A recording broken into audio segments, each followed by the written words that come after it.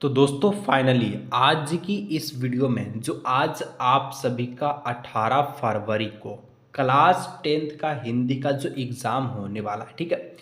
इसका दोस्तों 100% हम लोग जो है ओरिजिनल क्वेश्चंस को आज की इस वीडियो में देखेंगे, जो आज आपके 18 फरवरी के पेपर में पूछा जाएगा। एक एक क्वेश्चंस को देखिएगा और दोस्तों ये क्वेश्चंस आप लोग किसी को मत बताइएगा ताकि आप अच्छा नंबर आप ही सबसे ज़्यादा लाएं।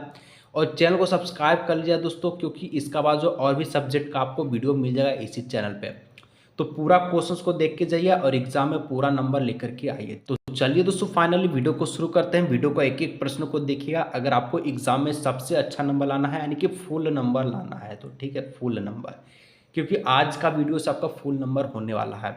देखिए आज आपका एग्ज़ाम है और एग्ज़ाम देने जाइएगा तो सबसे पहले दोस्तों आपका 1 से लेकर 30 तक का जो प्रश्न रहेगा ये आप सभी का MCQ रहेगा, ठीक है। MCQ रहेगा और इसका आंसर आपको OMR शीट पर नहीं देना है, ठीक है। कैसे नहीं देना है अभी आपको पता चल जाएगा। और यहाँ पर जितना जो क्वेश्चन रहेगा सेक्शन ए का ये आपका सारा का सारा 1 नंबर का प्रश्न है। तो चलिए हम लोग पढ़ते हैं। और सबसे पहले आप लोग हिंदी का एग्जाम देने जाइएगा तो अपठित बोध रहेगा, एक आपका पैसेज रहेगा गद्यांश, इसको पढ़ना है और प्रश्न का जवाब देना है। दोस्तों पद्यांश को आपको सबसे पहले पढ़ लेना। पद्यांश जैसे कि लिखा गया है, स्वलंबन का अर्थ है अपना अवलंबन, अर्थात आश्रय या सहारा आप बनना, यानी कि खुद का अपना ही आश्रय बनना, ठीक है। किसी दूसरे पर जो है बोझ ना बनकर या निर्भर अर्थात आश्रित ना होकर अपने आप पर निर्भर या आश्रित रहना संसार का परलंबी, यानी कि दूसरे पर आश्रित हो या ना हो एक प्रकार का पाप और हीन का कर्म है। यहाँ जो गद्यांश है दोस्तों ये आपका स्वावलंबन के बारे में है, जिसका मतलब होता है अपना अवलंबन। यह आदमी के बाहरी और भीतरी के जो एकदम ठीक है बौना बना देता है और इसके इशारे पर दोस्तों नाचने की बाता व्यवस्था करती है। उसकी अपनी इच्छा होने पर उसका कोई मूल और महत्व नहीं रहता। आत्मनिर्भर व्यक्ति ही सही अर्थ में जो जान पाते हैं कि दुख पीड़ा क्या होती है और मान सम्मान किसे कहते हैं। व्यक्तिहीन जीवन वास्तव में निरही पशु और कीड़े मकोड़े से अधिक महत्व नहीं होते। तो दोस्तों ये पद्यांश है और पद्यांश को आप लोग पढ़ लीजिएगा बढ़िया से। और इसका जो है देखिए एग्जाम देने जाइए तो इसी प्रकार से आपको मिलेगा। पद्यांश पढ़ने के बाद आपको क्वेश्चन दिया रहेगा। क्वेश्चन देने के बाद दोस्तों यहाँ पर आपको उत्तर का आंसर यानी कि आंसर आपको यहाँ पर लिखना है। कैसे लिखेगा मैं आपको अभी बता दूंगा। क्वेश्चन दोस्तों आप लोगों का जो पहला जो एग्जाम का पूछा गया कि स्वावलंबन का मतलब क्या होता है, कि स्वावलंबन का मतलब क्या होता है। देखिए यहाँ पर लिखा है कि स्वावलंबन का मतलब अपना अवलंबन अर्थात आश्रय या सहारा आप बनना, ठीक है। तो यहाँ जो ऑप्शन नंबर जो बी है अपना सहारा स्वयं, ठीक है, यानी कि स्वयं अपना सहारा होना। तो यहाँ पर हम लोग कैसे लिखेंगे कि आंसर नंबर बी जो लिखा गया है इसको आप लोग पूरा यहाँ पर लिख दीजिएगा, ठीक है। इसके बाद देखिए नेक्स्ट क्वेश्चन 2 नंबर आपके एग्जाम में पूछा गया है, परालंबी कैसे व्यक्ति होते हैं। तो पैसेज को पढ़िएगा तो वहाँ पर आपको मिलेगा कि दूसरों पर आश्रित, ठीक है। जो परालंबी जो व्यक्ति होता है दोस्तों यहाँ पर आप लोग पढ़िएगा तो यहाँ पर क्या होता है दूसरे पर आश्रित, यहाँ पर लिखा गया है, ठीक है। तो इसका जो आंसर नंबर 1 है यानी कि ए नंबर आपका सही आंसर होगा। यहाँ पर आप लोग नाम लिख दीजिए दूसरे पर आश्रित।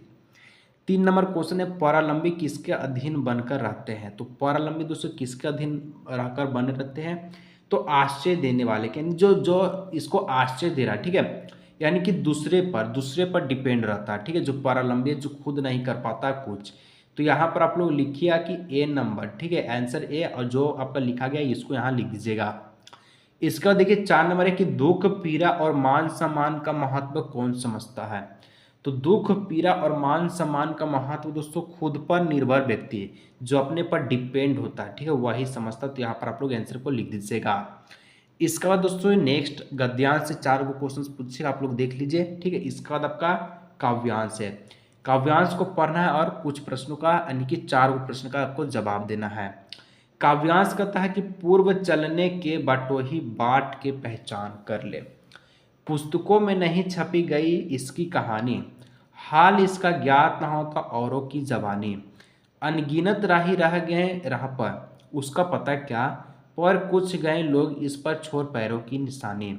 इस प्रकार से काव्यांश है। और 5वां नंबर प्रश्न पूछता है कि प्रस्तुत कविता में, ठीक है, काव्यांश में कवि किस राह के संबंध में बताना चाहता है। तो प्रस्तुत कविता में दोस्तों जो कवि है जीवन की राह को बताना चाहता है, तो यहाँ पर लिखिएगा कि आंसर नंबर ए, ठीक है, जीवन की राह।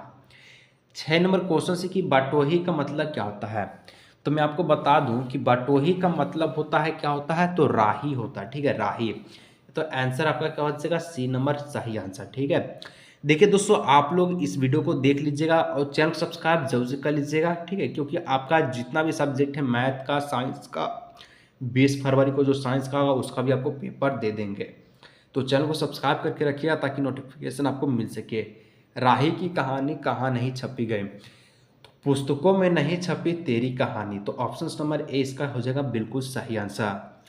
8 नंबर दोस्तों क्वेश्चन से, राह पर कितने लोग के पैरों की निशानी है, तो राह पर दोस्तों कुछ लोगों के पैरों की निशानी है, ठीक है, क्योंकि अनगिनत जो लोग हैं ये छोड़ गए और कुछ लोगों का पैरों का निशानी था। आप लोग इसको पढ़िएगा तो यहाँ पर आपको क्या हो जाएगा, मिल जाएगा, ठीक है, कि कुछ लोग इस पर छोड़ गए पैरों की निशानी। यहाँ पर ऑप्शन नंबर ए हो जाएगा कुछ, ठीक है, समझ गए। आगे बढ़े, नेक्स्ट क्वेश्चन खंड खा।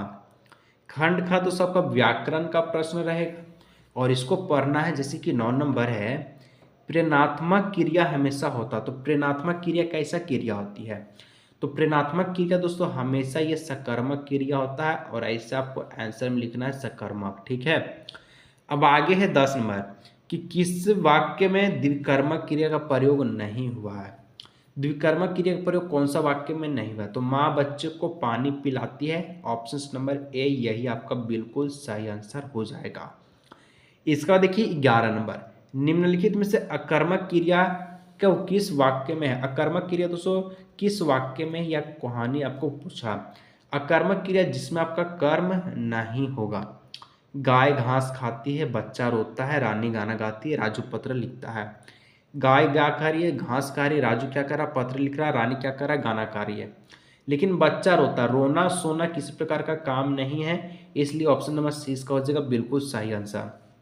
12 नंबर दोस्तों का था ऊषा पतंग उड़ाती है, इस वाक्य में क्रियापद क्या है, तो ऊषा पतंग उड़ाती, क्रियापद पूछा है तो क्या हो जाएगा, तो क्रियापद जो उड़ाती है, ठीक है, option number C is the correct answer, उड़ाती है, 12 का सी, ठीक है।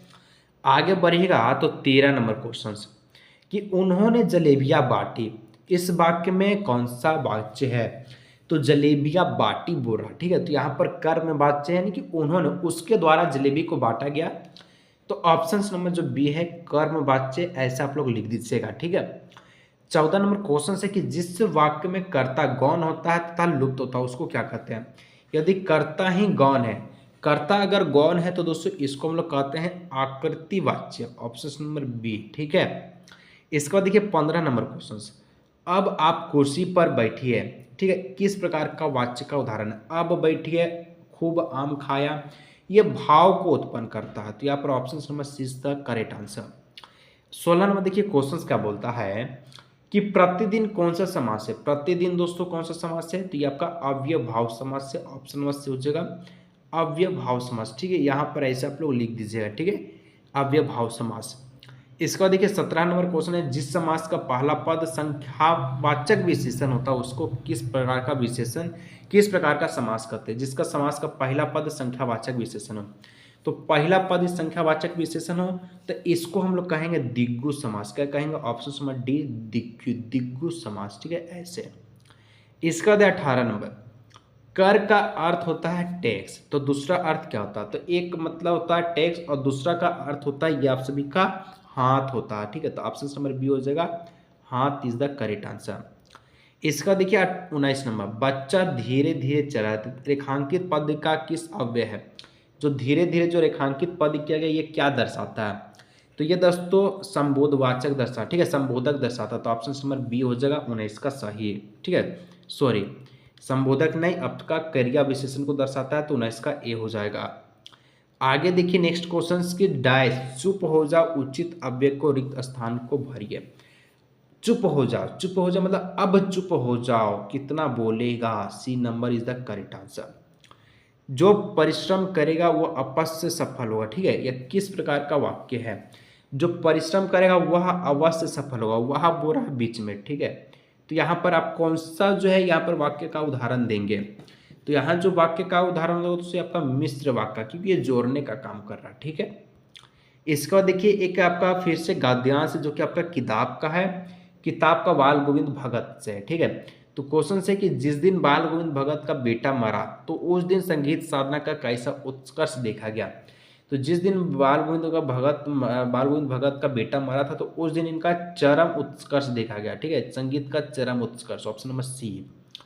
इसका देखिए 23 नंबर, बाल गोविंद भगत कैसा था। तो बाल गोविंद का जो भगत का जो बेटा था दोस्तों ये सुस्त और बोधा साधे मंद बुद्धि वाला, ठीक है, ऑप्शन नंबर डी।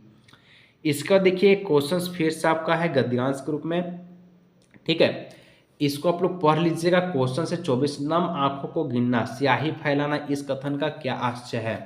तो नम आंखों को गिनना स्याही फैलाना इसका मतलब रोने वालों की संख्या का अनुमान नहीं हो पाना। तो option number 20 the correct answer. इसके बाद लेखक ने, ठीक है, लेखक ने सबको किसको सबसे अलग सबसे ऊंचा सबका अपना कहा है। तो लेखक किसको दोस्तों सबसे अलग सबसे ऊंचा सबको अलग अपना कहा है। तो फादर कामिल भुलके को। चैप्टर का जो आंसर ऑप्शन नंबर 1 हो जाएगा, ए नंबर। इसका बाद आपका जो है एक कविता दिया गया है बुक से कि बादल गरजो घेर घेर गोर घनागर, ठीक है, ललित ललित जो आपका काले घुंघराले बाल कल्पना के सेपाले विद्युत छवि उर में कवि नवजीवन वाले ब्रज छिपा नूतन कविता फिर भर दो बादल गरजो। तो 26 नंबर कहता है कि आपके दृष्टि में बादल किसका प्रतीक है। तो मेरे दृष्टि में बादल किसका प्रतीक है। तो बादल किसका प्रतीक है, तो पौरुष और क्रांति का। तो ऑप्शन नंबर सी हो जाएगा।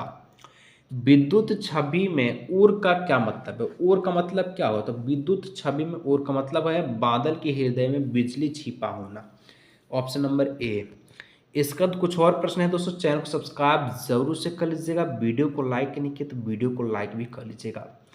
फसल किसका जादू है। तो फसल दोस्तों नदियों के पानी का जादू है, ठीक है। तो यहाँ पर ऑप्शन नंबर क्या हो जाएगा, 28 का ए है। और गुणधर्म किसका फसल, तो फसल मिट्टी का गुणधर्म है, ऑप्शन नंबर ए। दंतुरित का मतलब क्या होता है, तो बच्चों के नए नए दांत। तो यहाँ पर इस प्रकार से दोस्तों 30 एमसीक्यू क्वेश्चंस को देखें जो आपके एग्जाम में पूछे जाएंगे। तो वीडियो कैसा लगा आप लोग नीचे कमेंट कीजिएगा, लाइक कीजिएगा, सब्सक्राइब कीजिएगा, और सब्जेक्टिव का अगर आपको वीडियो चाहिए तो नीचे कमेंट कीजिएगा। मिलते हैं नेक्स्ट वीडियो।